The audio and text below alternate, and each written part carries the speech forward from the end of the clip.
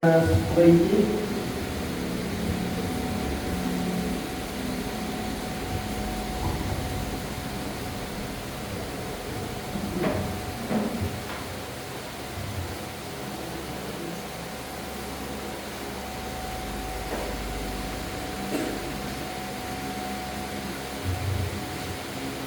Binuksan niya para sa atin ang isang bago at buhay na daan naglalagos sa kabila ng tabing at ang tabing nito ay ang kanyang katawan. Iwain po ang pagkabasa ng salita ng Panginoon.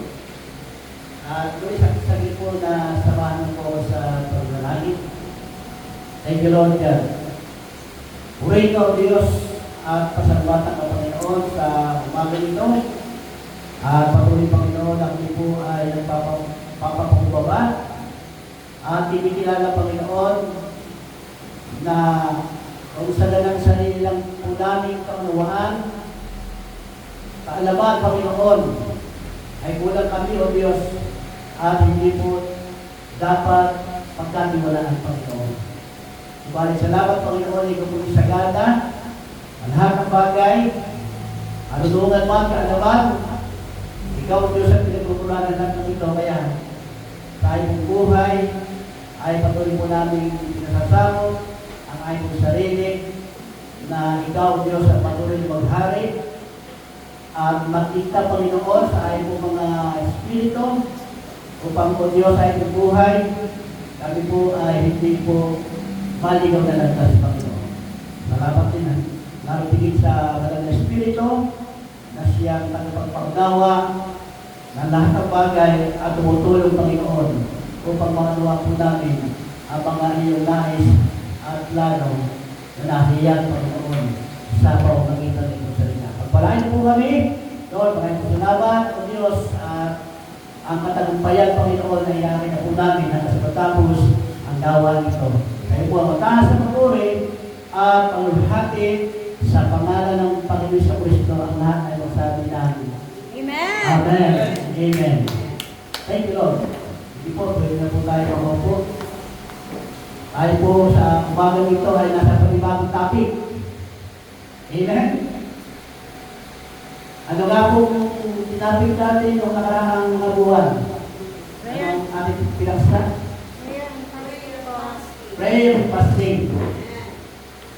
Ang tanong po ay, ano kaya kalakaran po natin yun? Yun po yung napakalaga eh. Kasi tayo po ay sa ating po kaisipan, tayo ay punong-puno na ng karunungan at kaalaman. Amen? Ang kailangan lang ang ngayong malakaran o yung magkaroon ng pagsasagawa mula sa salita na ating napag-aralan sa bawat linggo na tayo ay nagkakasama-sama sa lugar nito. Amen? So, ngayon po ang kaisipan natin pong pag-aaralan ay nagmula po sa ating local pastor. Si Kuya Hayek, at siya po ay nagbigay ng topic sa buwan po ng May. Ilang buwan ba ito? 3 months. Okay, patungkol sa commitment. Yan. Kaya sabi ay maraming mga talented mga Kristiyano. Pero sa karamihan mga talented na mga Kristiyano, sabi nga ay ang nawawala o ang kulang ay yung kanilang totoong commitment. Amen? Sino po naniwala doon? Ako paniwala doon. Okay. Alam niyo po sa ating buhay, tayo po ay tumanggap po ng katungkulan. Sabi ko siya katabi, kapatid, tumanggap ka ng katungkulan. Meron tayong tungkulin. Kahit kung hindi pa po tayo Kristiyano, tayo po ay meron tungkulin na. Lalo tayo natin Kristiyano, yung ating tungkulin ay lalagdagan pa. Dati tungkulin na natin sa ating sarili, sa ating pamilya. Pero tayo ay lumapit sa ating Panginoon, pinagkatiwalaan sa ating buhay, ginawa natin siyang hari ng ating buhay, tumanggap tayo ng panibagong tungkulin o commitment sa Kanya. Hello? Dapat alam mo mga Kristyano tayo ay mayroong commitment. Kapag alam mo yung mga commitment mo yun, tiyak magiging matatag ka, makakapagpatuloy ka sa paglilingkod. Amen? Hallelujah! Okay. So, doon po sa ating pinasa, ito po ay makita natin pinaka-example na ikinumit niya ang kanyang sarili. Walang iba ang ating Panginoon. Kinumit niya ang kanyang sarili hanggang sa cross. Hanggang sa kamatayan.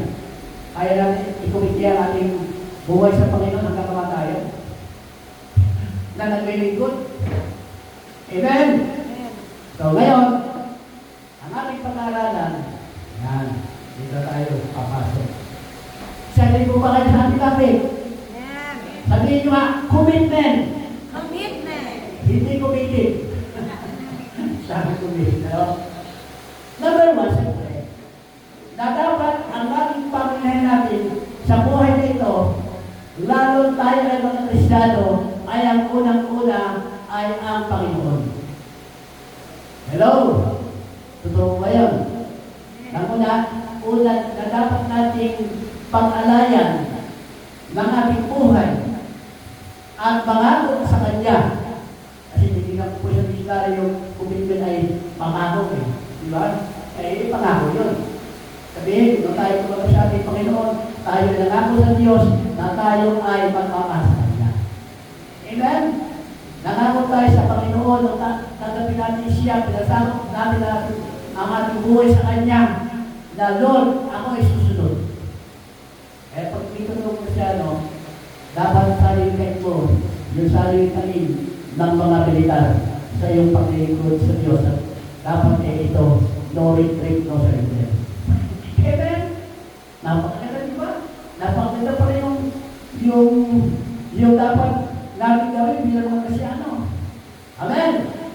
Hallelujah! Kulang-una, alakay natin yung ating commitment sa Diyos. Pangalawa ay commitment sa pamilya. Sa mag-asawa, kapag napakinggan yung commitment sa asawa, para na kayong nakadalo na seminar. At kung ay mag-aasawa pa, kahit hindi makadalo na seminar, nakagawa ninyo ang pagiging mag-asawa. At siyempre, pangatlo, dahil talakay sa inyo, commitment sa Diyos. Amen? So, ito pong topic na ito, kung titingnan natin, ay malimit natin papakinggan. Amen? Pagka ang topic ay makatungkulin, ang topic ay pamumuhay Kristyano, ito ay nadadaanan na. Kaya ito ang ating tatalakay sa bagang ito po isang pagpapalala lamang sa mga Kristyano na dapat sa ating naglilingkod ay mayroon talagang totoong commitment sa Diyos. Number one, ang commitment natin sa Panginoon, alam na natin yan. Diba? Mahalin ang Diyos. Diba? Commitment, yun ang tungkulin. At siyempre, ang tungkulin natin ay mahalin ang ating Panginoon sa pamamagitan ng makikita sa buhay ng isang Kristiyano, katunayan na siya nga ay nagmamahal sa Diyos. Meron pong katibayan yan. Ayaw ko sabihin, kung pwede magsabi na mahal niya Diyos kapag wala naman siya ginagawa para sa gawain ng Panginoon. Hindi yan po pwede sabihin ko ng Diyos kung pag-araw na Sunday at sa iba pang mga gawain ay hindi siya nakakadalo. Masakit bang sabihin, hindi niya totoo mahal ang Diyos. Ang totoo nagmamahal sa Panginoon, maglilingkod siya. Amen?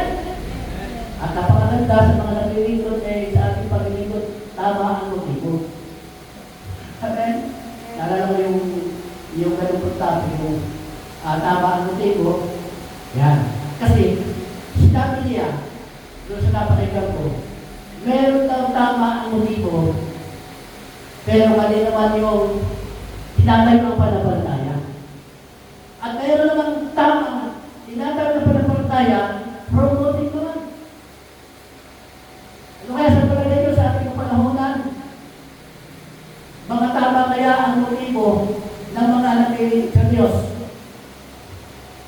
Pagka yung may mga personal interest lamang ang kanilang ginagawang paglilingkod, matatawag natin yan wrong motive. Amen? Kahit magaganda pa ang mga panukala, alam ko pati ngayon, panahon yan ang kanidatuhan, ang gaganda ng mga sinasabi.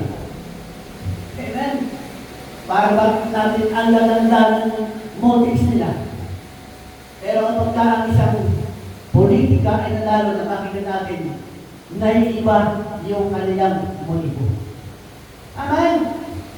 Kaya sabi dito, dapat sa buhay ng isang Kristyano, naglilingkod, tama ang motibo, hindi na, naglilingkod siya, hindi lamang sa mga, ang sabi na, sa mga personal interest. Hello?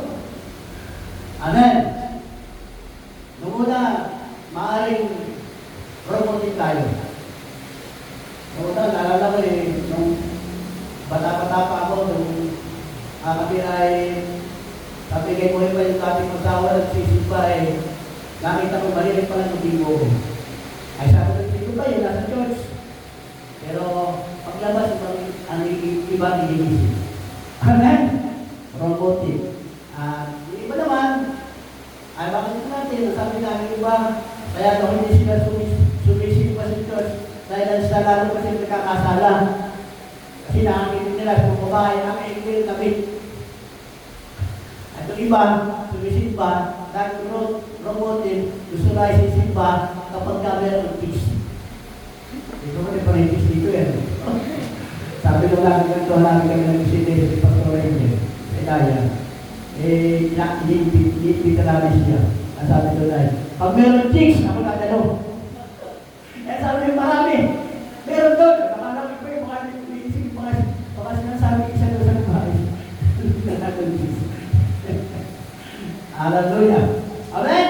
Kaya sabi nga, kung talagang ba natin ating Panginoon dapat ay, yan, ibinibigay natin ang ating pinaka-best na paglilingkod sa tamang oras. Kapag alam niyo po, pagka hindi tama ang oras ng isang naglilingkod o tagapaglingkod, nahirap kong pagkamiwalaan na isang gawain. Amen? Karapang sa kanya. Kahit na, ang sabi nga ay, ang pastor ang palingaliga kapag taong di pang natao si Diyos. Ang mga grupa ang palingaliga kapag hindi pa narating o hindi pa nakikita yung tagapagsalita. Amen? Kaya lagi may sasagot, dapat ay ready ka lagi. Amen? Sapagkat kung makita natin sa isang Kristyano, ay hindi pa lamang mapapagkatiwalan sa oras paano niya may bibigay ang pinaka-the best na paglilingkod. Amen? Bibigay natin ang best natin paglilingkod, hindi sa personal interest kundi binibigay natin ang ating personal na paglilingkod sa Panginoon sa motibong mahal natin ang Diyos. Amin po ba kayo doon? Amin po ba sa lahat ng paglilingkod? Kaya nga sabi nito, pakita natin sa taong mayroong tunay na commitment. Sa kanyang paglilingkod ay dapat talaga na handa siyang magsakripisyo. Ang kanyang buhay lang pagkaibigay ng ulo sa Panginoon lahat dapat ay may pagsakripisyo. Amen? Pagsasakripisyo sa talent. Amen? Pagsasakripisyo sa inflation. Pagsasakripisyo sa time. Dapat lahat ay pagsasacrifice natin yan. Amen? At yan ay sinasabi ko dahil karanasan ko. Hello? At yung mga bagay na yun, ang maaaring magawa ng isang tao pagka talagang mayroon siyang commitment sa Panginoon at mayroon siyang tulay na pagmamahal sa Diyos. Hello? Kaya pa po pa kayo? Huwag niyo po ako mapatuloy na ako po'y nakapulsa sa akin. Wala po sa akin ng kasipan. Ito po'y paalala lamang kasi kung hindi natin ay ito po'y lagi natin napapakinggan. Kaya lamang isang pag-aaral, kung bakit sabi na ang isang pag-aaral ay panutuloy na lamang.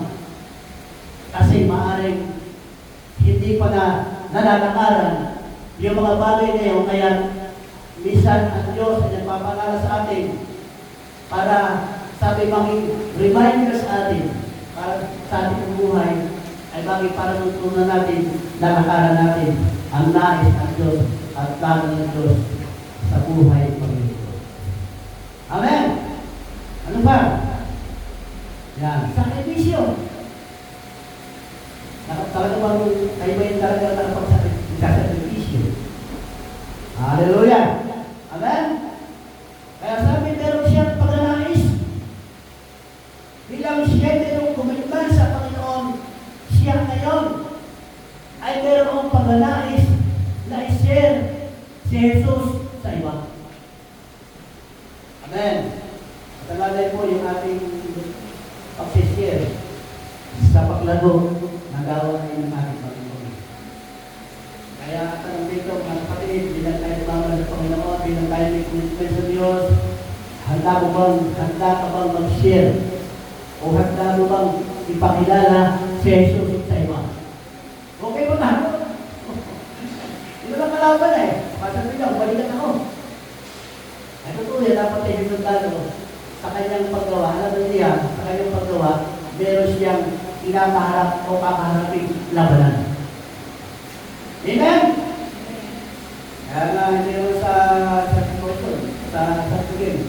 Kahit hindi yung mga nagsasalita yun, kumbaga, sa biyaya at karanasan sa paglilingkod. At yung aking edad ay hindi mapagsalansa kasi ay takot sila. Bakit matanda ka sa mga diba? Yun yung aking experience doon. Siyempre, pag hindi matanda, may respeto at may paggalang sa iyo. Amen?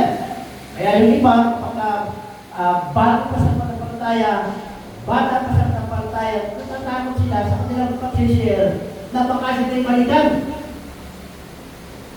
O, kayo ba natatakot na kayo balikan? Kayo share na.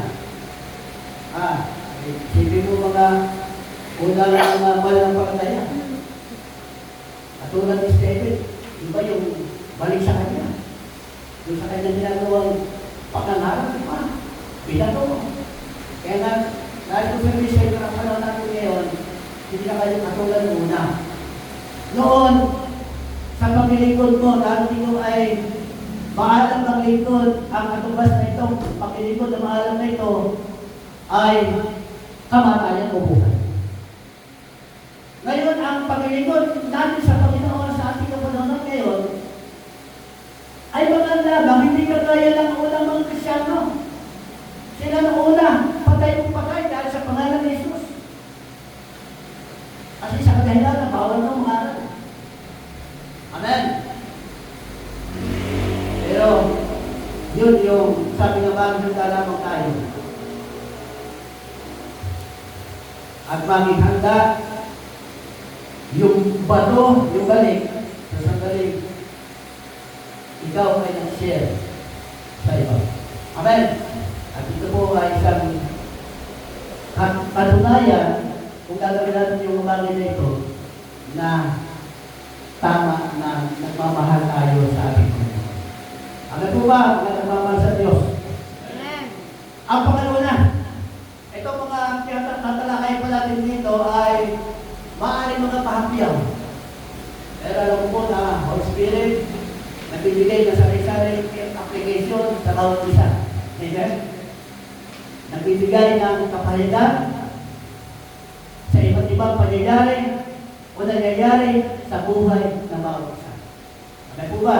Kaya pangalawa, na nais natin pag-aralan bilang sabi na tayo ay mayroong commitment at ang commitment na ito ay kahit noong wala pa tayo sa ating Panginoon, nagpasimula na tayo ay magkaroon ng commitment.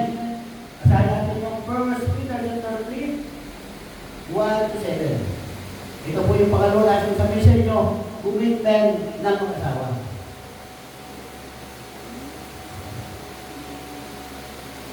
Ang sabi nga, kung sa sarili ko lamang kapahidan, baka minsan ay tayo mga may asawa ay mangino pa na isa nito. Amen. Pero sabi ni Pablo, naalala mo sabi ni Pablo, bilang siya ay tinawag na tagapangalan, ang sabi niya, hindi ko inihin lahat ang mga panukala ng Diyos. Kaya kung puli ng mga pastor, mga preacher na ihayag, hindi inihin ang lahat ng panukala ng Diyos para sa congregation. Amen. Sige nga po, ating basahin.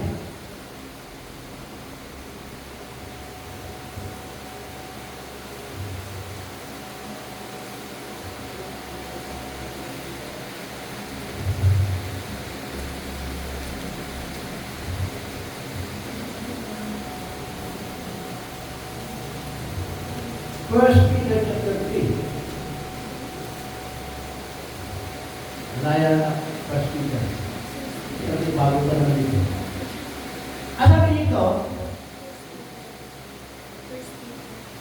kayong mga babae, pasado kayo sa inyong asawa sa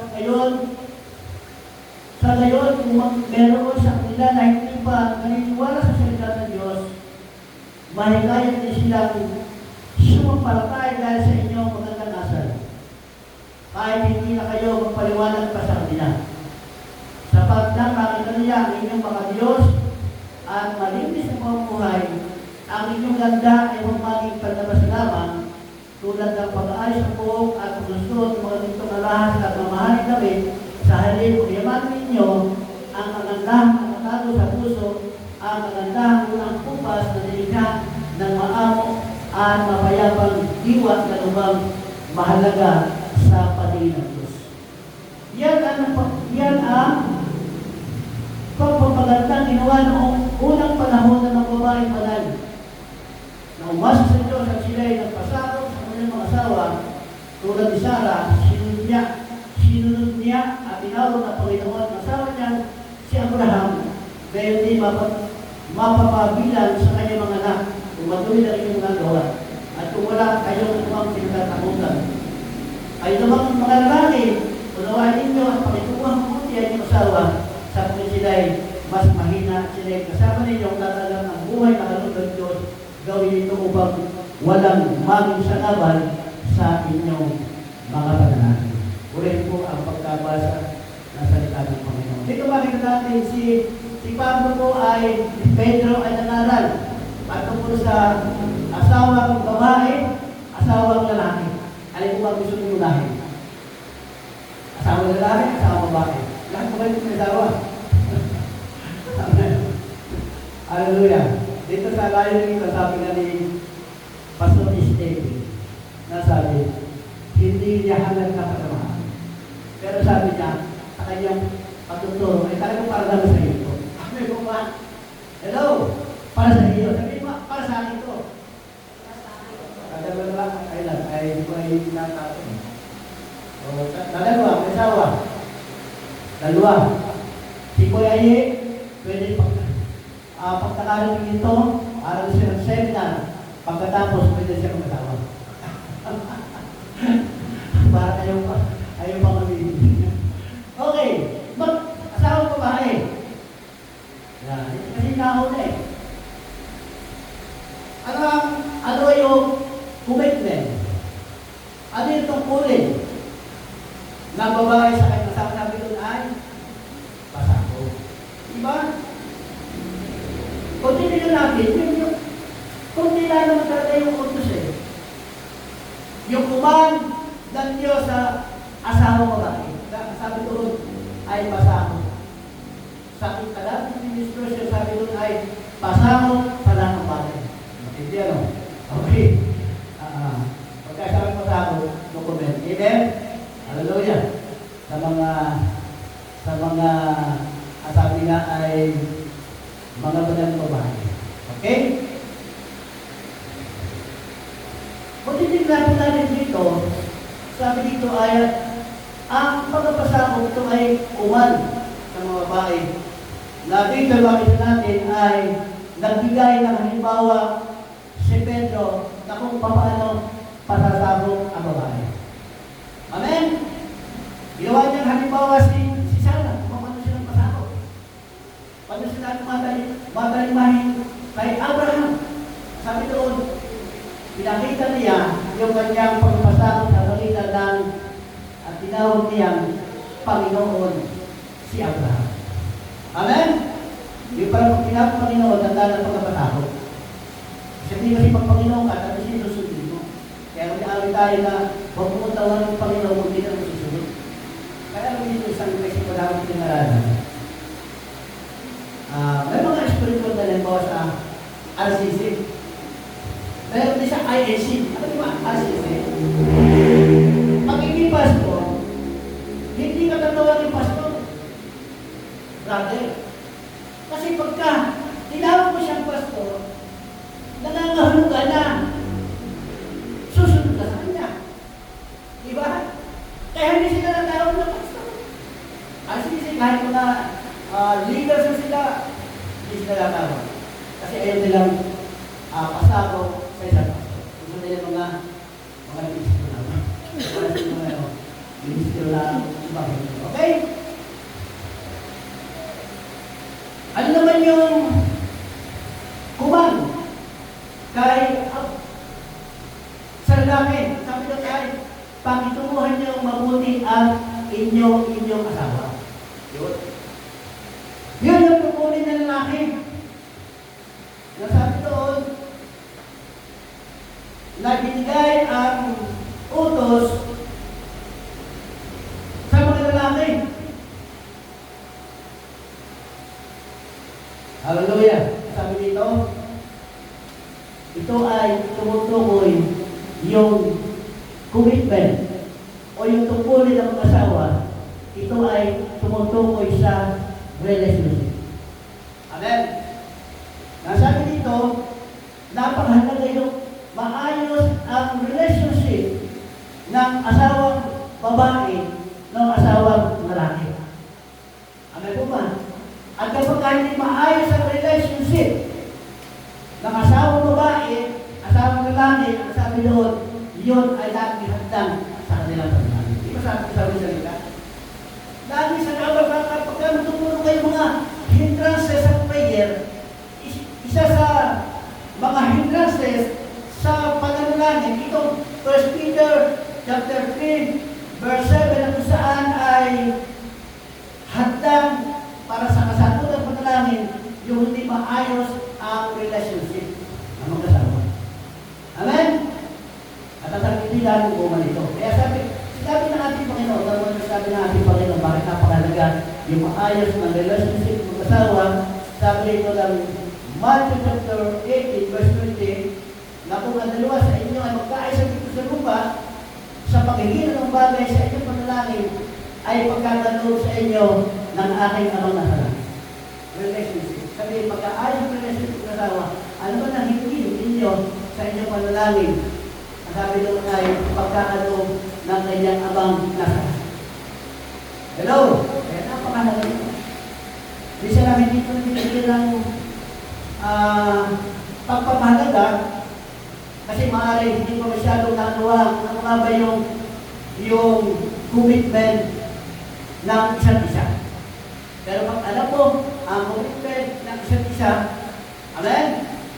Inaayos mo dahil ito lagi handang sa inyong panalangin. Amen po ba kayo? Eh, sa atin, gusto namin ay walang handang. Amen? Ang mga biyaya, pagkapalay, hindi lang ito yung handa sa panalangin o yung tungkol sa panalangin sa pag-asawa ko, kasabi ng dalawa. Diba? Ito yung assurance na kung saan ay kapag merong dalawa ng nalangin at hindi lang pasang kundi yung dalawa ng nalangin nagkakaisa, yung kapanyarihan ng prayer. Alam po ba? Iyak na tutuulin ng Diyos yung ating panalangin. Kaya yung sabi ngay, napaka-powerful ng panalangin. Panalangin, nakakaisa, maayos ang relationship. Kaya sa buhay ng asawa, kailangan tayo mag-perfect, kailangan namin yung pagpapakuluhinan. Amen? At paghingi ng sorry, hello, yun napakalaga. Sabi niya, walang mga perfect na mag-asawa, di ba? Pero napakalaga, pag nagkakamali ang isa't isa, nagkakaroon ng paghingi ng sorry, pagpapagulinan, at alam ko na, yun lamang yung maaaring magawa ng bawat isa. Eh, napakalaga sa aking Panginoon. Nagdaduma ako sa magkakaroon po sa aking pangalan na naroon ang aming presensya. Pagka pala nanalangin na nagkakaisa, naroon yung present. Amen? Amen. Sabi ng Panginoon yun. Kaya, ulit ating Panginoon sa pagkasabi ng buhay, tayo ay patuloy na tinuturuan at tinuturuan ng salita ng ating Panginoon. Pakita tayo. Kapil pa lang niya, pwede isang topic niya sa pagkasabi. Commitment to relationship. Commitment sa church. Yan. Ito ay napakalaga rin. Lalong tingin sa tabungan ng Diyos. Commitment sa Diyos. Amen? Kaya masabi ito ng kami natin sa Jesus bilang Panginoon pagligtas at nagpasya ka na sunod sa Kanya sa pamagitan ng bautismo, ikaw ay nagpasimula na nagkaroon ka ng commitment. Diba? Hello? Diba? Ano bang sinabi ng pastor sa inyo na kayo bautismo? Bago kayo bautismo, sabi ng pastor, pinasunod ka sa iyong panalangin. Simula sa oras na ito, tinatanggap kita, Jesus, bilang mga pagligtas, at ako ay nagpapasya na sunod sa iyo. At sa oras dito, dinigla ko rin na walang magagawa ang kaaway sa aking buhay. Kaya doon, sinabi, pagkatapos sabihin ng bautismuhan, siya ay magpapasya na susunod kay Jesus. O ano? Ikaw po na. Commitment. Amen. Amen. Pero pala tayo commitment. Sabi na gawin nito sa mga lalaki. Commitment pa rin. Pagsasabi na, sinapay at tulog nila siguro ng ating Panginoon. Yan. Hallelujah. Nagkaroon ka ng panibagong commitment sa Diyos. Hindi ko nanuwaan. Sa dati natin kalagayan, talbihan hindi nanuwaan. Diba? Kaya kung hindi natin dahil nanuwaan, sasambala kong sila pagkatawag ng BBL. Ano ba yung BBL? Pag mayroong kasal, may binyag, may libing, saka lamang pumapasok ng church. At kung pumasok na sa church, pagpasok ng church, lalabas, parang walang pakialam mo sa church nila. O walang nagawa. Amen. Ano kaya yung kung ng tao mayroong commitment? Walang commitment. Pagka parang bisita sa church, sabihin, wala pa siyang totoong commitment sa church. Okay po ba? Okay, kamo natin yung merong commitment sa church. Diba? Commitment sa church, sabi noon. Pag ikaw may commitment sa church, sabi noon, huwag kang hindi dalang sa church. Alam mo natin yun, Hebreo chapter 10 verse 25. Hindi nakaka-memory yun. Hebreo chapter 10 verse 25. Huwag pamabayaan. Sabi ko sa iba't ibang sa amin, huwag pamabayaan, huwag kagalitaan. Ay, kung ito ang commitment ng ating Panginoon talaga ng sa Hebreo 10:25, hindi pala siya mo buwan ka, wala naman dito. Hindi ba? Hindi ko masasabi walang commitment yung mga dating na pare may commitment, ang tawag lang doon ay kung nagsarin. Kailangan naman makakomment pa rin. No? Di ba? Kailangan pa lahat pa rin para matalo sila ng totoo success. Okay. Ano ba oras na? Ikaw tuloy, mapupunta natin ito. Makakay tutulungan na. Kasi yun, nagpapagaling. Mga sakit na na. Hallelujah. Tuloy natin. Basta trabaho ito. Pare-pare lang tayo nakikibago pa. Di ba? Okay. Siyempre, may pasok na yung pasok. Kaya yung pasok ka sa pasok. Hindi na pasok lahat. Ang nalala ko pati siya rin kami. Sa awin yun eh. Nakita niya mga Israelitang maaga pumunta sa Diyos, natutuwa niya. Okay, kung natutuwa si David, ang masigit na natutuwa kami ang sa langit, tayo natin present sa Diyos. Marami yung mga taong nabuhay sa mundo, lumaki, namatay, hindi na paglingkod sa Diyos, sinasang mo sa Diyos, sa alin lamang ang buhay na ibinigay ng Diyos sa kanila. Hindi na pakinabangan ng Diyos. Narin po kayo, salamat sa Panginoon. Palakpakan natin ang pamilya ni Sister Pasensya na. Oo, kasi medyo malilimutin ang pastor. Yan, over na ako. Diba? Diba? May commitment. Kaya kahit may trabaho rin, sabi na yun, may mga tayo na kasi dito. Lahat na tayo wala eh. Diba? Pero dahil tayo sa Panginoon, nakuha natin, lagi ginawa kaya ang Hebreo 10. Amen po ba? Okay, hindi natin talaga may mga commitment. Love the church. Yan. Iba pa rin yung pag-ibig sa Diyos, ano? Ilalaki natin. At iba pa rin yung pagmamahal sa Diyos na kung saan ay nagmamahal ka sa Diyos. Hello? Naalala ko sabi ni Pastor Stephen, Pastor Stephen, sabi niya, mahalin mo ang iyong Diyos na kinibigdala sa diyan ka huhubugin, palalatuin ng Diyos, at ikaw ay maging pagpapala. Diba? Sabi noon, hindi pala si Stephen ito, yung post, nasabi doon, mahalin mo ang Diyos, mahal mo ngayon Diyos ang pinapigdalan, sapagkat diyan ka huhubugin at palalatuin ng Diyos upang maging pagpapala, maging channel of blessing. Diba? Hallelujah! Okay? Maganda na. Mahalin mo yung church. Love your church. Mahal mo natin ang church. Mahal mo natin ang church. Mahalin mo yung church. Pero gano'n niya ito. Ikaw ay talaga kabilang mo sa church sa JFL. Kasi kung hindi ka pa bilang, hindi mo church ito. Kailangan ka mapabilang. Diba? Okay? Kabilang na lahat. Hindi ako nakakamay. Sister, gawin at church ko yung JFL. Sister, sa ito talagang JFL. Yung mga bago lang. Okay. At yung church ko ito, mahalin mo ang church na yung pinagbilang. Dahil sa church na ito, sabi may layunin. Anong sabi doon? Layunin at turuan kang lumago. Amen. Hubugin. Kasi ito, dapat alam niya kung isang dapat ito eh. Ang church, meron ding hubugan. Ano? Dahil lumadalo, daw hubog dito yung ating mga karakter. Amen. Kaya sa church, kapag handang pahubog, amen? Ang membrong yun, o ang kristyano yun, ay hindi katakataka na lumago sapagkat handa siyang pahubog. Kaya nasabi ko, dapat tayo ay mga teachable heart. Mga puso na handang paturo nila naman eh. Diba? Kahit pastor.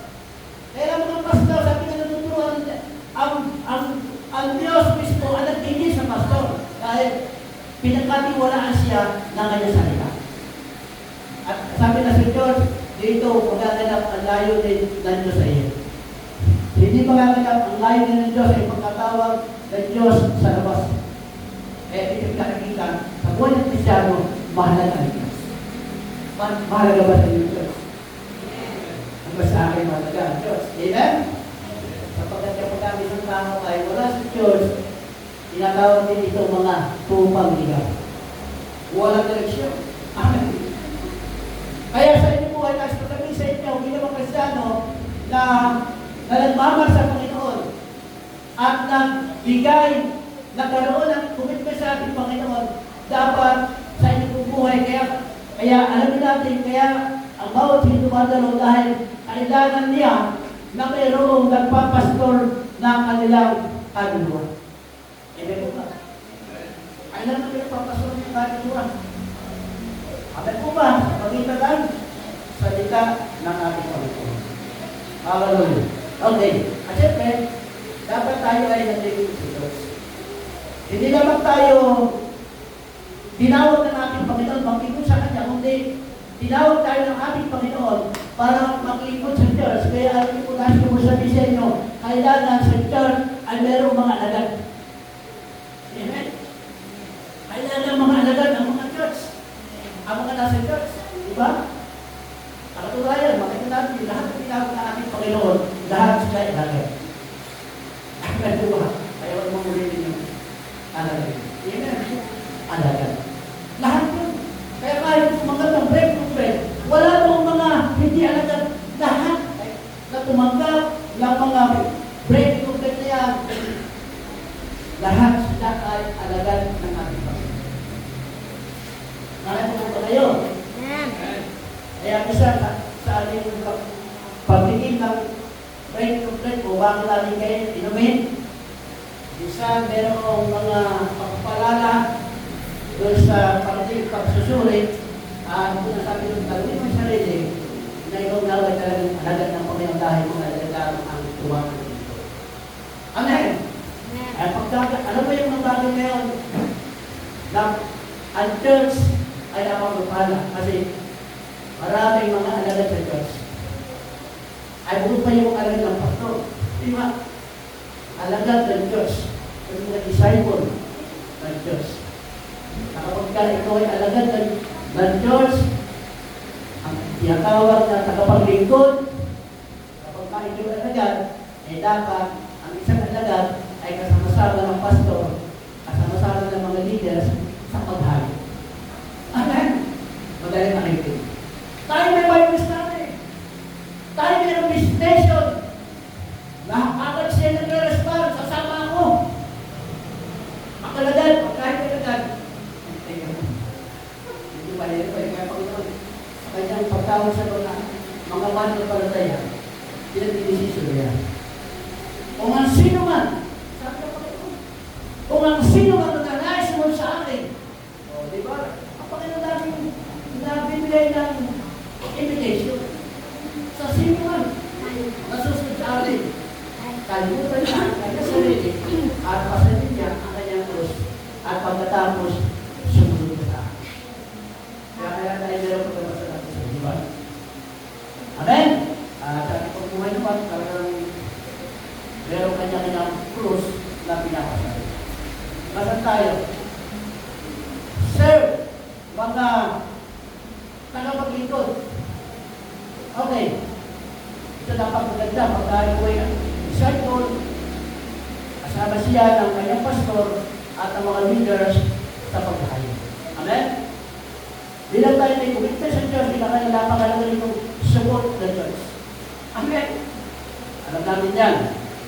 Pagkasabi support the church, sabi noon ay ang tithe offering ginagawa.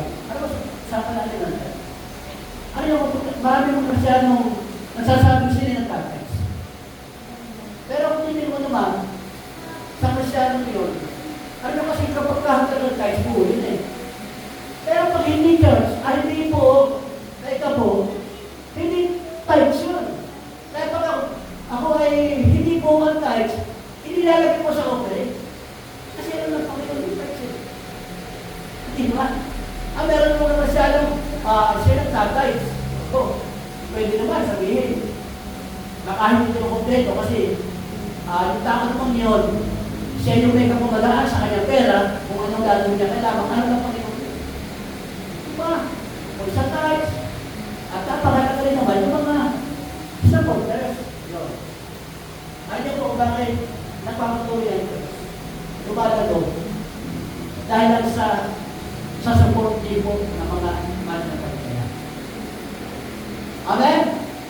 Dahil ang church ay walang income. Hindi po ba?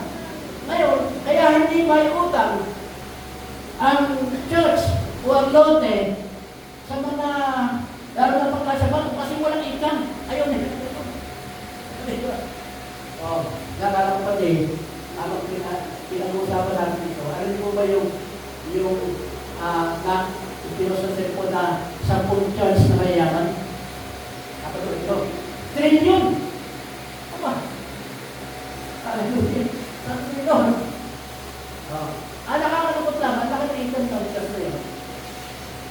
yan, mali ang makuluhan, hindi tamang nakagalang pag-iingat na.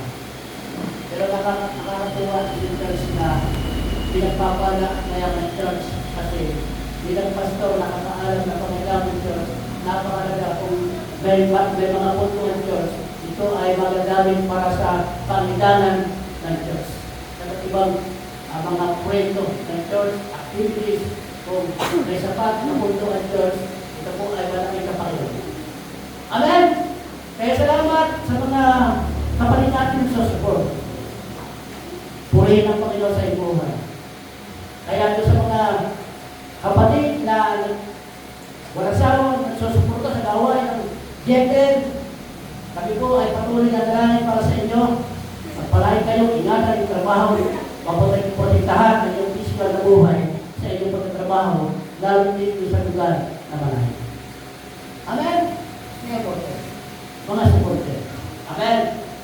Kaya alam nyo, hindi ko lang ako kanina. Kapag meron tama ka pa rin. Ano pa? Hallelujah. Bilang church, sabi ko, support the church, as in offering, at ito napakalaga, protect your church. Amen. Protektahan mo ang iyong church. Kasi sabi ko sa inyo, kaibigan ka lang taga-DFL. Tapos nga ulit, tapos kung mga member ng DFL, ako hindi pa ko natanay hindi pa DFL. Sabi ko, nagtaas pa kayo, wala si Diyos ko, hindi ko napagkasin ko. Hallelujah! Okay, yan. Protect. Napakarami pa rin ng protect. Ay, ako sa mga nakaroon natin dahil tayo nasa ito. Ang sabi ng ilan, talagang yung ilan, mga sinasabi, hindi ko naman pasabi. Ang sabi ko ang tagal mo na sa DFL. Hindi ka ba yung mahal? Hindi kaya yan na sa DFL. Di ba? Eh, sabi ko ba, ang pagkatapos, wala namin lang yun. Kaya yun yun, parang sabi ko yun. Ang mga isip, sino ko lumama sa kanila? Ano yun? Wala yun. Ay dito, iba yung yaman. Dahil dapat hangalin ng tao. Amen? Mayaman sa spiritual bagay. Amen? Pagkaka mo yung ikaw ay mayaman sa spiritual bagay, magkakapagawa mo kung bakit kayo mayaman sa spiritual na bagay, nalaman mo yun sa conclusion, mas mayaman ka sa niya, mas pera na kasi. Hello tayo na kumayo. Protect sa mga gossip. Amen? Na kung minsan para bang pagpapakita ng pagmalasakit. Diba? Kasi ganyan eh. Ang ganyan parang may mga malasakit, pero hindi alam na hindi alam niya na doon sa sharing, lalong higit ay bata yung kanyang ma-share, hindi alam na epektuhan na rin ang espiritu niya. Kaya meron ko parang mag-share sa mga bata pa. Amen? Naalala ko ang kuya eh. Ang kuya ulit, namatay na yun.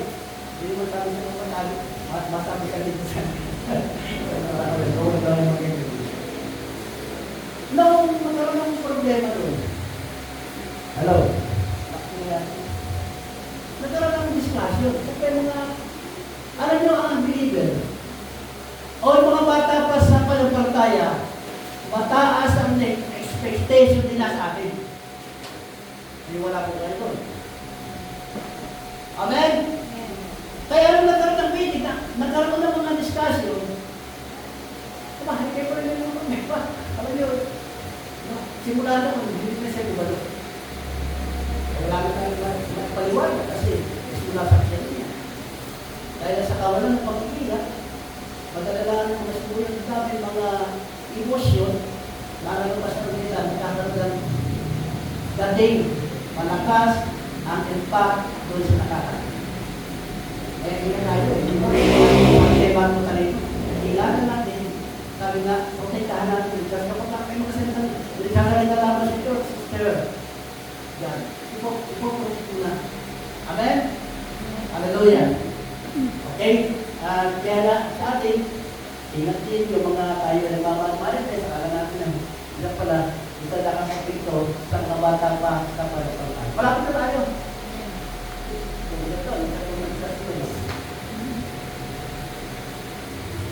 Yan.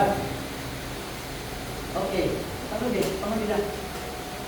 Bilang ikaw ay bahagi ng church, magkaroon mo ng commitment sa church, dapat ang sabi doon ay stay in the church. Amen? Manatili. Mamalagi ka sa iyong church na yung kinabibilangan. Para tayo sa ako na, focus driving line. Manatili ka sa iyong church na kinabibilangan. Amen po ba? Mag-stay ka. Okay? At yung sabihin sa inyo, nasabi nga, alam natin ito. Maaari na ba pakinggan natin ito? Nasabi doon, walang perfectong church, walang perfectong pastor, walang perfectong pagkasama. Amen po ba? Pero kailangan pala sa kapila na hindi tayo mag-perfect. Manatili tayo. Nakala kasi ng iba eh. Ilang dalo-dalong nanabol na rin eh. Kada tayo, hinahanapan nila agad. Kaya naalala ko yung pastor dati. Pastor dati. Brother Francis, may mga kasi meron niya kung napapasin sa kaayos. Kaya alam mo, Brother Francis, tayo mga border, hindi mo naman talaga ayos-ayos ang buhay. Amen? At sa ating buhay, pag-ilikod, di saka wala nung tayo natuturo at natuturuan. Sapagkat meron tayo basihan na mga pagtuturo, walang iba kundi ang salita ng Diyos. Amen? Pero mahal sa tingin ng tao, tayo hindi perfect. Pero sa tingin ng Diyos, ano po ba? At sa pagkita ng dugo, wala po sa kusang baryo, sabi doon, tayo ay laging perfect. Kaya lang kung tinawagan ang katauhan ni Pablo sa mga kadal, na Pedro sa mga Krisyano ay holy. Kaya sa hindi pa paniwala, hindi natin pa paniwala, ang kakatarap pa ako para paniwala. Hallelujah!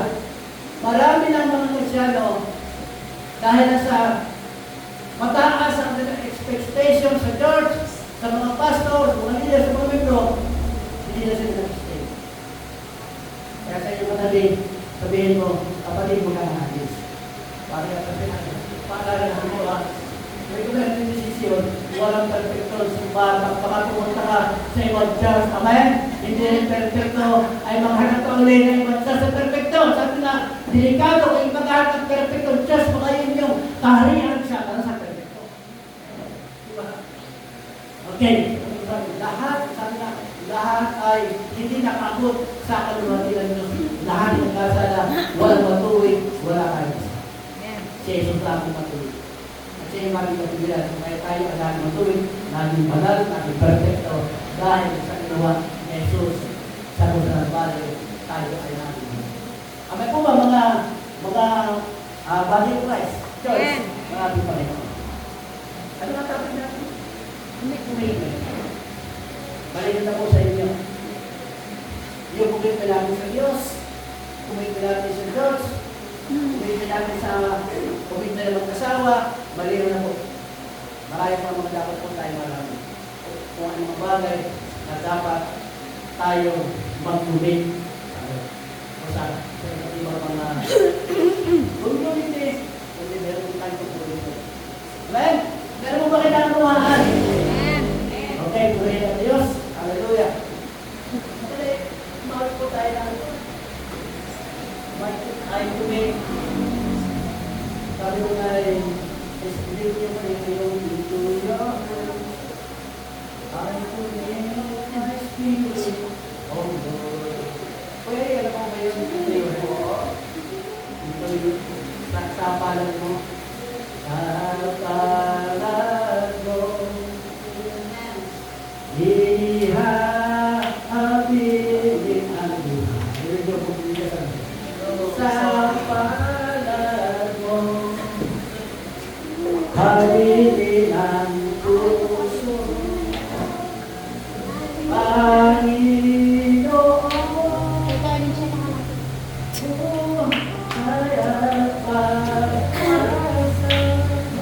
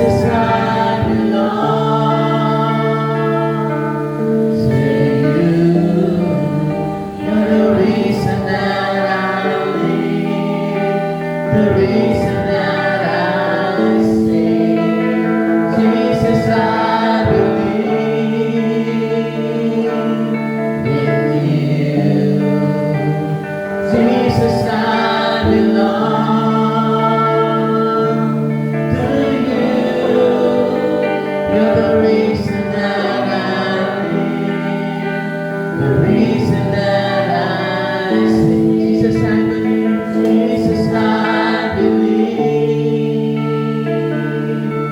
in you. Jesus, I belong to you. You're the reason that I believe, the reason that I sing, with all I am,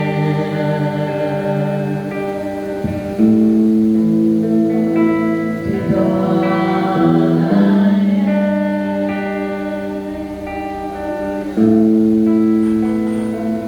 Hallelujah. Nais ng Panginoon na sa tuwing na sa bawat oras ay ang ating buhay ay nakapumit sa Kanya. Amen? Hallelujah. Kaya sa oras na ito, tayo po ay kung pwede magpasya sa ating buhay. At hindi tayo ay mga lagat at yung commitment ay ginawa natin ang una. Una pa man, tayo naging pasimula na paghariin ang ating Panginoon sa ating puso. Nagkaroon tayo ng commitment ang gusto natin Panginoon sa bawat oras, bawat araw, ang ating sarili ay nakalaan alay sa Kanya. Thank you, Lord God, sa iyong salita. Nasa ito namin batayan, Panginoon, ng mga paggawa, Lord God, at kami sa aming pong pag-aaral, Panginoon. Sa tuwing araw ng Sunday, iba pa mga gawain na ang ito salita ng usapang Panginoon. Dito lahat, O Diyos, Ikaw, Panginoon, ang aming pinataas at ang pagkakali mo, Panginoon, sa iyong buhay ay patuloy mo lang ang maranasan. Pagpalain mo, Diyos, ang iyong buhay na nakinig sa umaga nito. Naway bakit pagpapala ang iyong salita ng iyong mapakinggan, pagtuturo, Panginoon, hallelujah. At kung meron mga pagtutuin, salamat, Panginoon, sapagkat ang mga anak mo dapat ang itinutuloy, Panginoon. Hindi yung mga anak sa labas. Salamat po, Panginoon. Hallelujah. At tulungan mo kayo, Panginoon. At patuloy, O Diyos, ng paalalahanan. Kung kami man, Panginoon, ay nalilihis mo ang kanilang Panginoon. Salamat sa Espiritu, Panginoon, na siyang natutupin ay ang puso para gawin ang tama at mali sa iyo. Aming salamat, O Diyos, sa umaga nito. Lord God, namin po ay patuloy na nakakito sa ito upang kami, Lord God, ay umuha ng lakas, Panginoon. Dahil namin sa aming paglilingkod, naroon itong kalakasan na patuloy na nagpapakain namin ng mga spiritual. Lord God, nabagay, Panginoon, ang aming spirito at ang aming kaluluwa, Panginoon. Hallelujah. Uli mo nang tinawag kami, Panginoon, meron ka itong ibang purpose, pinayunin, nangalayo ninyo, Panginoon, nahiyan. Lord, sa pagkakita po sa nila, Panginoon, nawa, Lord, ang iyong pangkatap sa amin ay palakaran po namin hanggang sa iyong po muling pagbabalik, Panginoon. Nalangin po rin, Lord God, na ang mga kapatiran nito, muling gamitin mo, Panginoon. At ang kabuhan ng Diyos, Lord, kayo po ay magbibigay ng influence, Panginoon, sa aming community, Lord, sa aming mga kaibigan, sa lahat ng tao na aming po nakakasalubuha, O Diyos. At maraming Panginoon, aming pagpapala, O Diyos, ang bawat isa, kayo din, Panginoon, sa iglesia nito. Maraming salamat, O Diyos, at sa iyo po mataas sa pagpapalin. Salamat at ang kalubatiya sa iyo. Sa pangalan ng Panginoon Jesus, ang lahat ng mga anak ng Diyos ay magsabi na Amen.